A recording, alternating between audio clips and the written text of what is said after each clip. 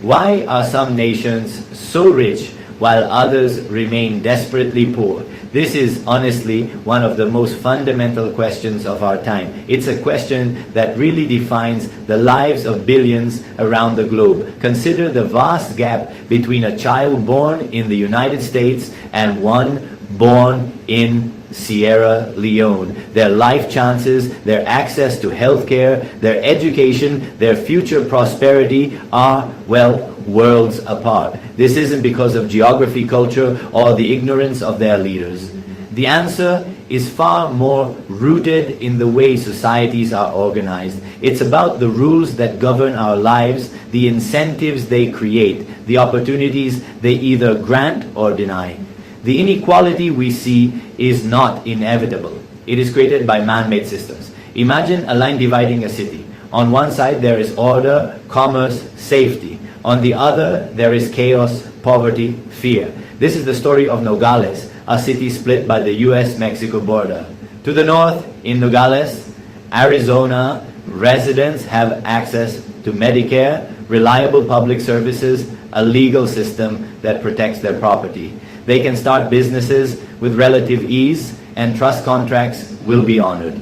To the south, in Nogales, Sonora, the reality is starkly different.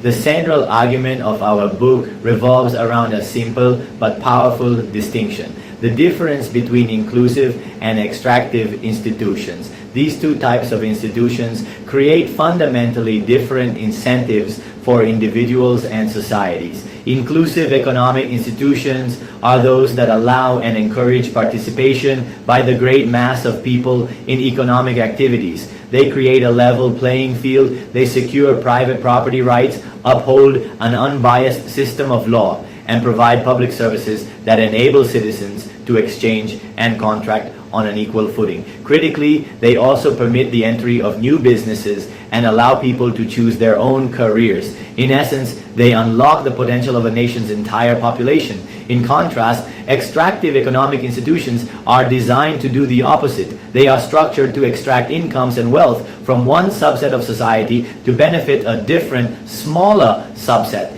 This subset is usually a narrow elite. Think of the forced labor systems in the colonial Americas, mines, plantations, or, consider the vast plantations in the American South before the Civil War, which enriched a small class of planters through the brutal exploitation of enslaved people.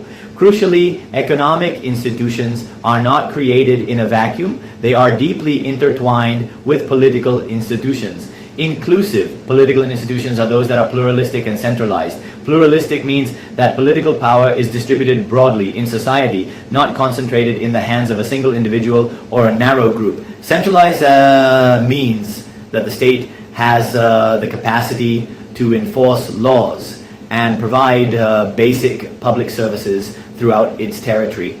So, how exactly do inclusive institutions generate prosperity? It begins with incentives. When people know that their property is secure, they have a powerful incentive to invest and improve it. A farmer who owns her land is more likely to invest in irrigation and fertilizer than one who fears it could be expropriated by a local lord or a corrupt official at any moment. When people trust that the law will enforce their contracts, they are more willing to do business with strangers, fostering trade and an expanding market. This creates a dynamic where individuals are rewarded for their effort, their creativity, and their willingness to take risks. It is this very dynamism that fuels economic growth and sustained development. Furthermore, inclusive institutions foster innovation and technological change, which are the true engines of long-term prosperity. They do this by creating a level playing field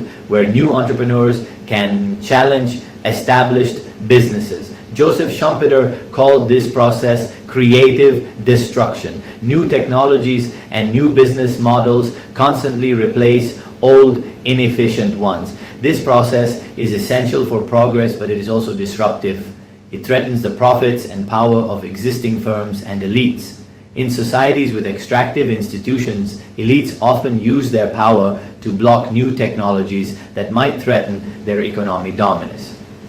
But in inclusive societies, the rules prevent any one group from permanently blocking progress for their own benefit. Consider the story of the Industrial Revolution. It did not happen by accident in 18th century England. It was the culmination of a long process of political and institutional change. To truly understand the power of institutions, we must look at how they change. England's journey toward inclusive institutions was not smooth or preordained. It was the result of a long and often violent struggle for power.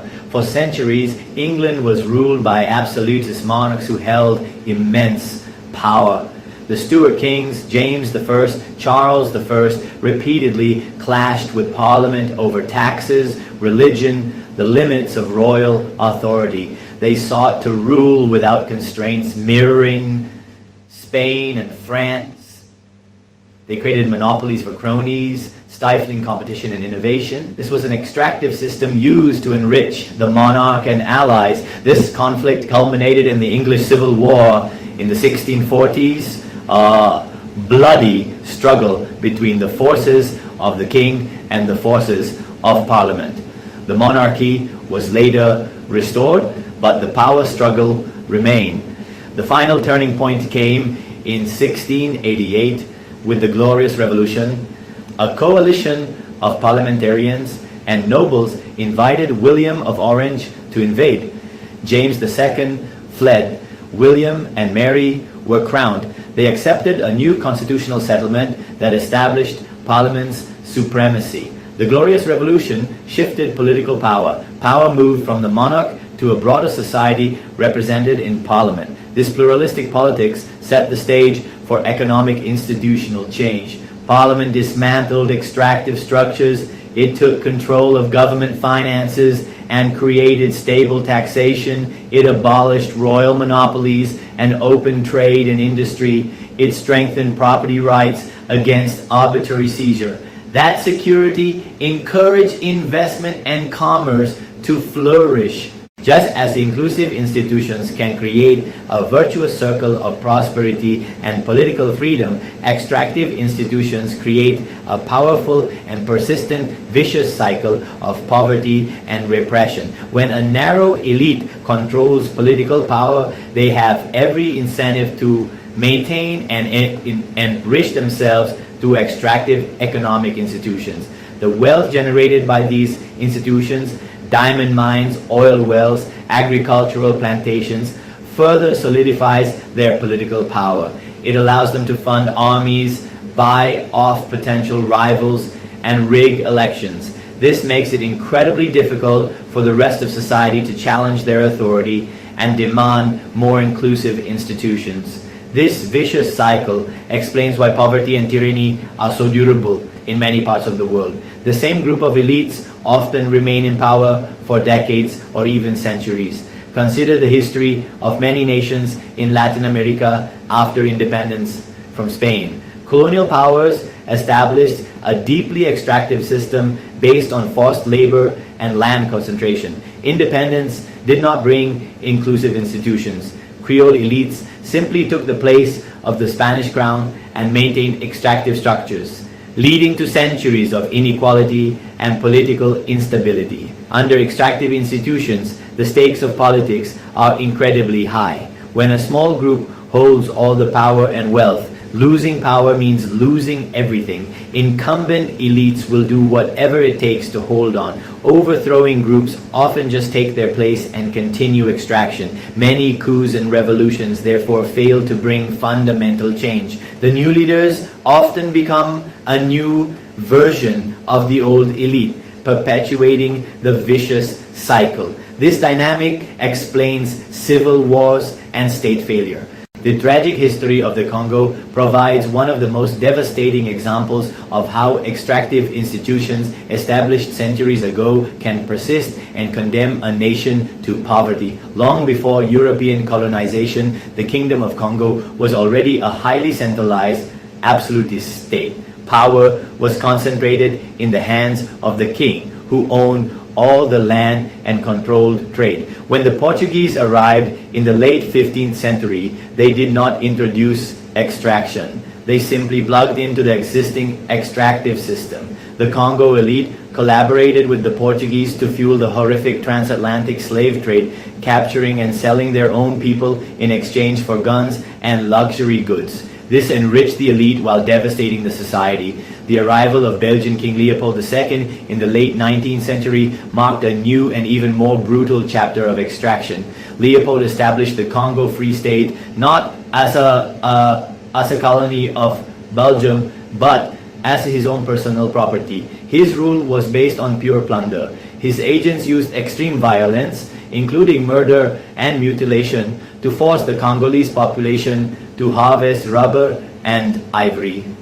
Millions died under this horrific regime. The goal was simple: to extract as much wealth as possible, as quickly as possible, for the benefit of Leopold and his associates. There was no pretense of state building or providing public services. Even after the Belgian state took over the colony in 1908, the fundamental logic of extraction remained unchanged. When the Congo finally gained independence in 1960, the new nation inherited a state that had only ever been used as a tool for plunder. It was perhaps no surprise then that the man who seized power, Mobutu Sese Seko, would simply step into the role of the ultimate extractor. The history we have traced is filled with tales of poverty and oppression, but our message is ultimately a hopeful one. Nations are not trapped by their geography, culture, or some inescapable destiny. Poverty is not immutable. England, the United States, Botswana at independence in 1966 was one of the poorest countries in the world. It was landlocked, arid, and had only a few kilometers of paved roads. Yet it managed to build inclusive political and economic institutions and has since experienced one of the fastest growth rates in the world. Its leaders made different choices, creating a pluralistic political system, managing the country's diamond wealth for the benefit of the nation. Change is possible, but it is rarely easy. It almost always requires a fundamental transformation of political institutions. Power must be taken from the narrow elites who benefit from extraction and be distributed more broadly throughout society. Therefore, the path to prosperity is fundamentally a political one. It is not about finding the right technocratic fix or getting better advice from economists. It is about transforming politics to empower the many over the few. While foreign aid can sometimes help at the margins, it cannot buy institutional reform. Real lasting change must come from within a society. The future of nations is not written in stone. It is written by the choices their people make.